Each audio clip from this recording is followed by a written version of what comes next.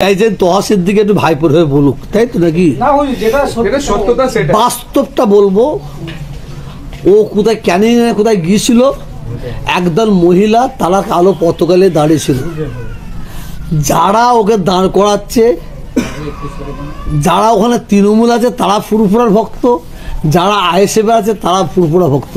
তো আমি লক্ষ্য করে দেখছি, মানে নওশাদকে দেখার সঙ্গে সঙ্গে ওরা ফুরফুরা সাহেবের দাদা হুজুরের পরিবারটা আওলাদকে দেখেছে, তো দেখে ওদের যা চিন্তা ভাবনা ছিল, সরকার যা মারায় ঢুকেছিল সব চেঞ্জ হয়ে গিয়ে ওরা ভাইজানের কাছে ওরা স্যালেন্ডার হয়ে গেছে। এটা দেখলাম। শুধু ভাবুন না হুজুর, যেখানে নওশাদ সিদ্দিকী যাচ্ছে সেখানে কিন্তু লক্ষ লক্ষ হাজার হাজার মানুষ একটা জায়গা খুঁজছে, মানুষ একটা ভালো জায়গা খুঁজছে, এটা বলতে পারি।